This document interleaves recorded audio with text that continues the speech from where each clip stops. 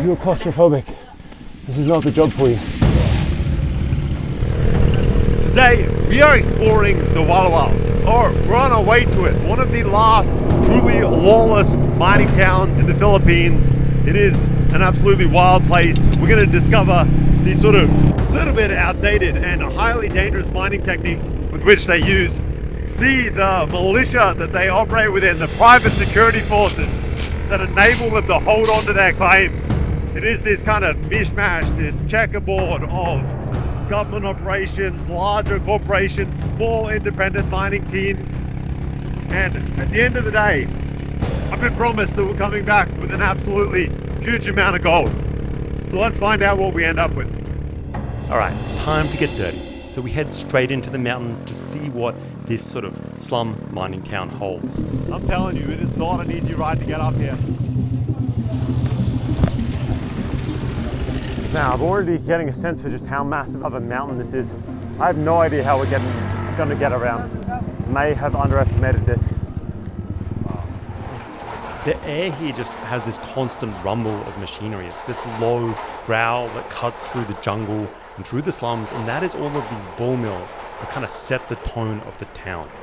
You can hear it as well as you kind of walk through this, just like this hillside maze of alleyways and shanty houses. Here's another one. You can hear the turning of the sluice machines.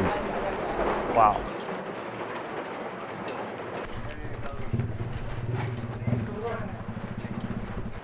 Hi, morning guys. And finally, we find what we're looking for, a small company-run operation.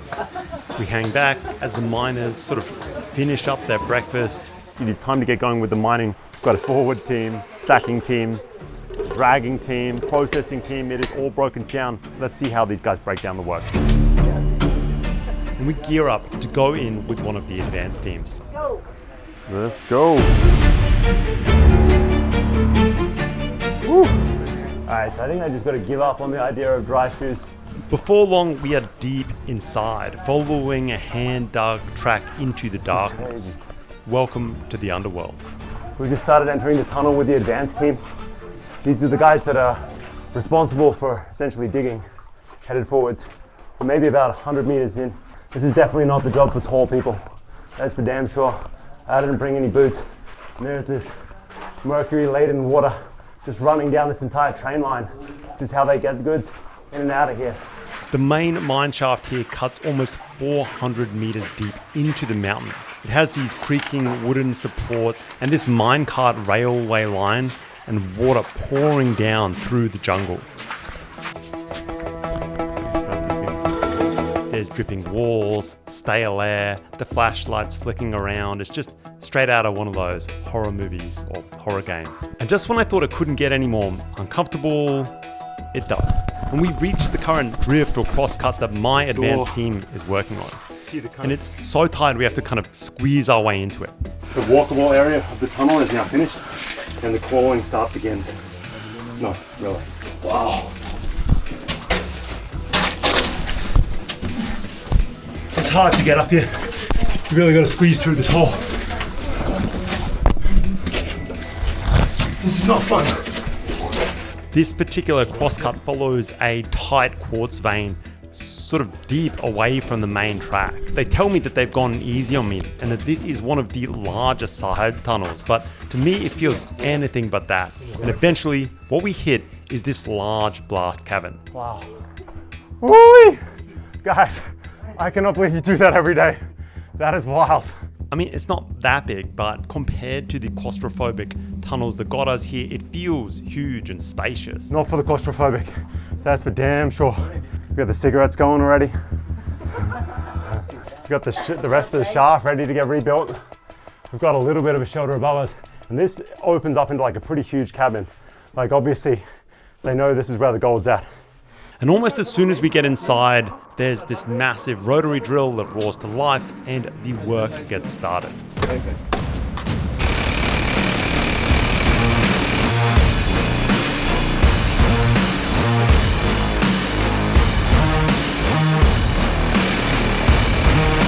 I just never imagined that there would be so much water in here, so much moisture. And then it's like mixed with all the cigarette smoke. There's no way I can film with a big camera. just around the corner, they're also clearing out this collapsed mine shaft. They're hauling sacks of rubble and searching for gold. All right, guys, so I've asked to have a go. It seems like a pretty basic step. I'm not sure that I'm going to be able to screw this up like I could other steps, like the drilling or the dynamite. Yeah, so it's very muddy. And then in amongst the mud, they've got these sort of clumps of quartz. And again, I don't know as much about this as I should, having filmed gold mining so much, but the quartz vein is what we're after. That's where the gold exists. Oh man, there's like an old shaft. Check that out. If that's not scary, I don't know what is, guys. I feel like we're digging through a shaft that was once here and then collapsed. I'm gonna give this back over to one of the professionals. There we go, sacking.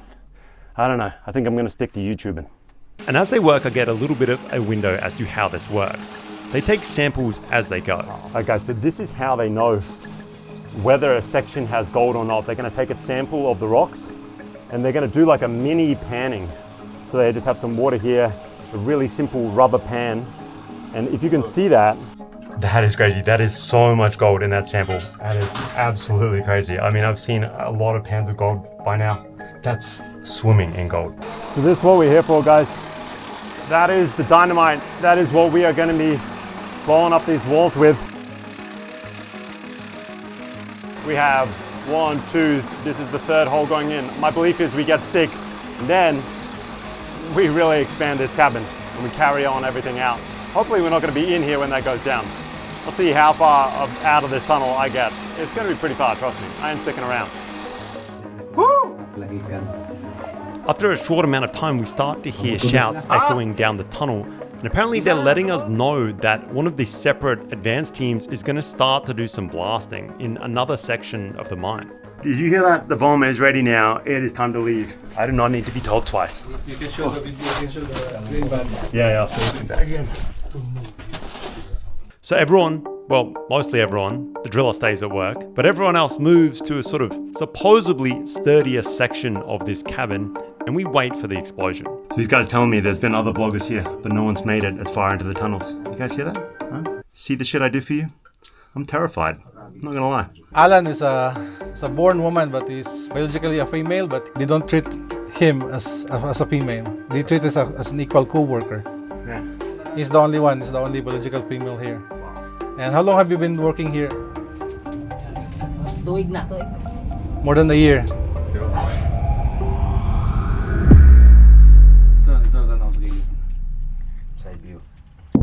Oh, shit. Whoa. Whoa. Yeah, I can still feel that in my ears. That was crazy. Just one remaining stick. It has that real deep thunderous. And just like that, everyone's back to work. Once a few of the holes are well and truly drilled in, it's time for the demo experts to get to work. Hi guys, so here we have the blasting caps. This here is our demolition expert, raw side, blasting cap side, bag full of explosives. I'm imagining that is the push stick. Here you go, sir.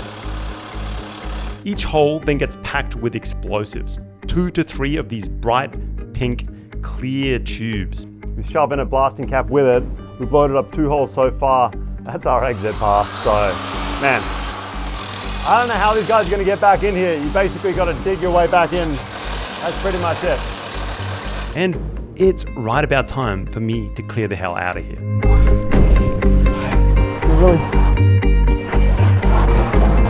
So dark. It's cooling area only. And it is covered in that smoke now from that explosion. These guys are loving it. By this time, the way out is choked with dust and smoke from all the blasting that's been going down in the other drifts in this same mine site. And it's not long before we come across the next stage, the sacking and then dragging team.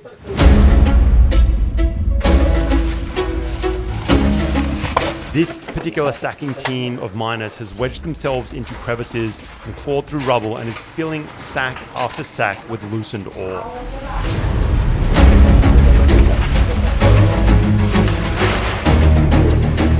These sacks are no joke. They are heavy, wet, back-breaking, and they are hauled by hand to the railway line.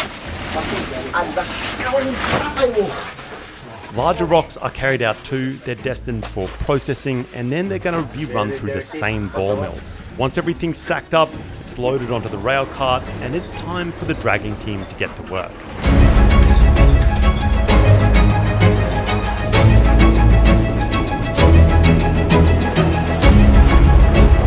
It is pretty smooth sailing. This track is kept absolutely slick clean with the endless water that's running out this mine, and in no time, we are punching out into the light.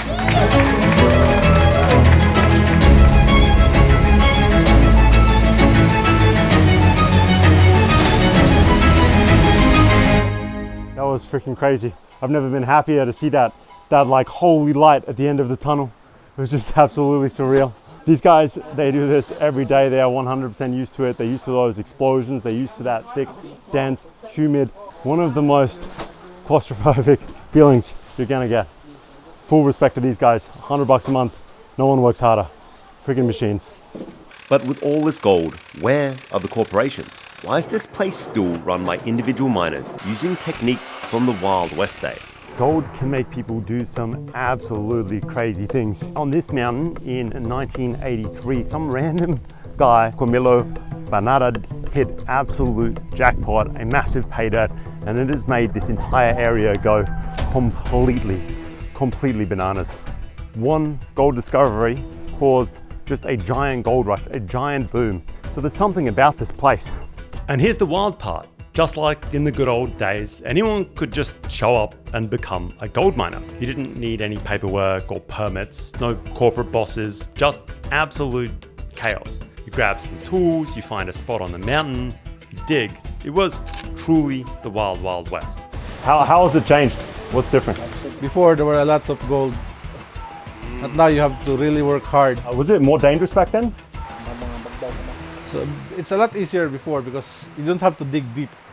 So it's shallow and easy to get, and there's a lot of more gold. At its peak, this place had more than 100,000 people just swarming over the mountainsides.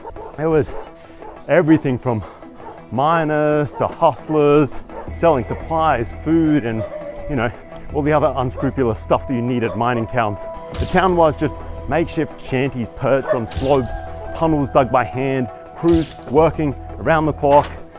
And of course, when you have just that much money flying around, things get noticed. And while these small-time miners were working their claims in crews, the actual big mining companies started circling. And that's when things really got messy. Even more messy, maybe. When you've got this much gold in one place, peace, it isn't really part of the equation. I wanted Diwalwal to be mined by the Filipino people. We are not against the foreigner. We are only against those foreigners who wanted to get this area away from us.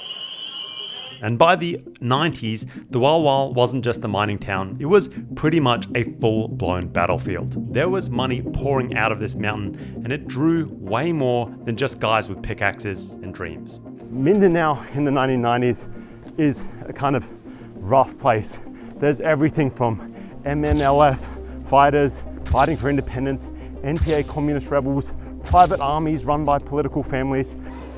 I have two partners, Digan and Digan. And that was just a normal Tuesday. You then throw a gold rush into this mix and things get really complicated really fast. The government tried taking control in 2002 with Proclamation number 297. On paper, it was about regulations, about environmental protection. But on the ground, you've got these local mining crews, companies, they call themselves, but really, they were armed militias. And they weren't just about to let some government paper push them off their claim to let some giant corporate boss swoop on in. This whole mountain just turned into this crazy checkerboard of territories. Mining crews, corporate security, rebel groups, government forces, all fighting for their piece of the action.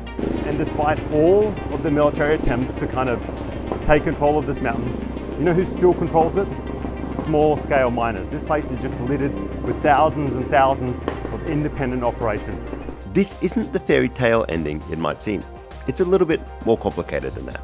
Yes, the small-scale miners beat out large corporate mining companies and evil militias and breakaway armies. But the techniques they use have serious consequences. And most of that happens during the processing. It's time to get this ore to the ball mills. The sacks are carried or driven where possible through the treacherous walkways and jungle paths to the ball mills by porters. This is a major occupation here, with a constant stream of porters hauling sacks up and down the mountainside through the various slum alleyways. All right, guys, so this business here is what's called a bull mill, and they are all over this mountain. So the owner here is showing us how it goes down. The mills themselves are these massive steel drums, ready to crush anything that is placed within them. You can hear these mills all over the mountain, grinding, thumping, running non-stop all day and all night. Essentially, the process is this. These gentlemen over in the corner here are breaking down the rocks manually, just one after another. Those large chunks of quartz, any bit of rock really that comes out of the tunnels. They are then fed into these large cylindrical drums along with a steel bar, some water, and of course, copious amounts of mercury. So these are the rollers that are within the mill. That is seriously freaking heavy. Dude, that's at least 10 kilos, no? Yeah. And that just keeps spinning until literally everything inside gets turned into almost like a fine sand.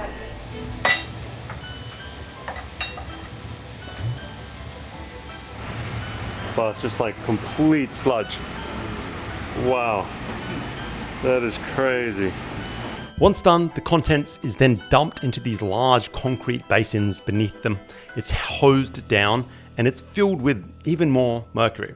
It's then filtered into a large plastic drum. At this point, the sort of final process really is almost like panning for gold. They are now just working and working that giant sort of dishwashing bowl full of silt. And the idea is they work it down, they mix in some mercury, and finally we solidify a bunch of gold.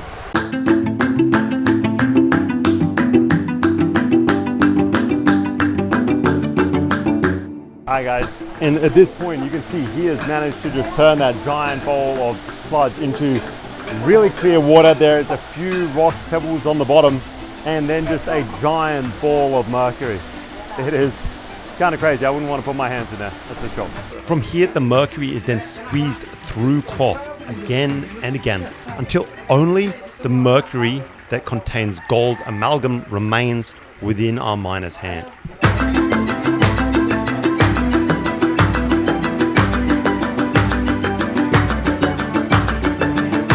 There we have it, guys. Maybe around about 1 gram of gold after today's work. It still needs to be burnt down, get rid of some of that, a little bit of the mercury that is left, but that is 1 solid gram of gold from 8 hours of milling and an absolute ton of digging out. I think I have a whole new respect from gold whenever I go on one of these trips and film the whole process. It is just massive how much work is involved. 20 years of unrestricted mining here has turned this place into what some experts call one of the most mercury polluted spots on Earth. The Nabok River here tells a better story than I can. What used to be mountain rivers is now basically just flowing poison. Mercury from gold processing, mine tailings, all that toxic stuff, it just gets dumped straight into the walkways here. That water's got mercury levels 100 times higher than what is considered to be safe. The fish, they're gone. Clean drinking water, good luck. One of the crazy things is just how much water is just running off everywhere out of this mountain. It's pouring out of this thing. There's railway lines, just like channeling it. All of the roads here seem to be channeled by the rainwater. And one of the downsides of that is it carries all of the processing chemicals with it. And here's the thing about mercury. It doesn't just stay in the water. It gets into everything. The soil, the air, the food chain. There's no more fish in that river. So actually it's a dead river. That goes up to the sea, right? Yes, up to Butuan Bay in Nagusan, Norte. Maybe up to Surigao. People here started showing up with clinics with symptoms of mercury poisoning. Kids were born with problems. Miners get tumors and tremors, memory loss. It's the kind of stuff that can haunt a community for generations.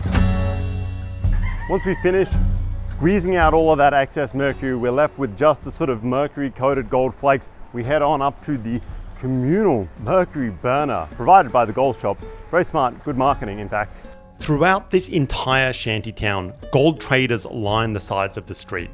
Each one of them is equipped with a scale and a small burning station. They're ready to make deals.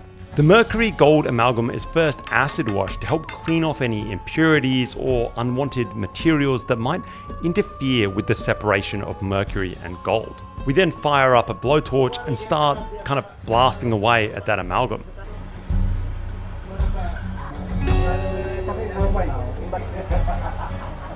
And there's a queue for the burner at this point. It's crazy. Like all these individual mines, these individual guys are rocking up with their little chunks of gold-laden mercury. Everyone's burning it down. It is quite a traffic jam full of stuff. It seems like the average, or so far, everyone's getting 1 to 2 grams over a 1 to 2 day period. Maybe it's 1 gram per day, and I could just simplify this. They're each taking their turn at the mercury burner and then moving to the counter to sell their gold for cash. Gold.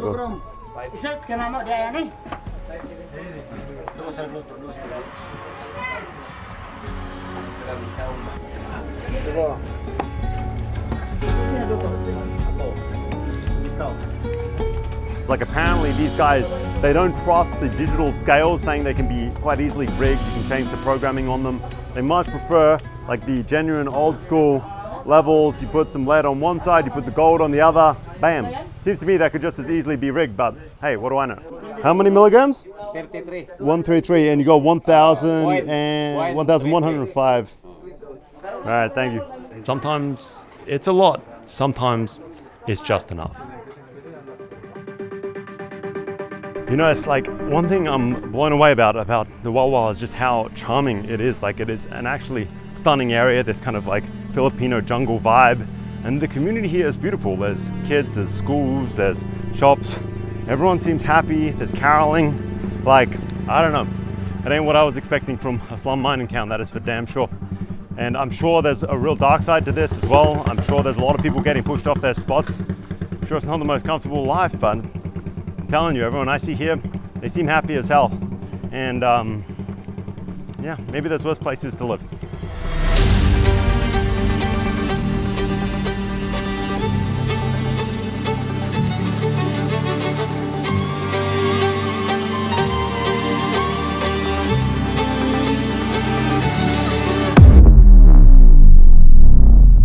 Man, guys, if you enjoyed this, you might also enjoy my other episode that I did on mining in Paracale, Philippines. That was underwater, incredibly dangerous. Check it out. It will be around the screen somewhere. I'll see you next week. Goodbye. All right, this might be the most Filipino thing that I've ever experienced. Apparently, it's Christmas time, guys.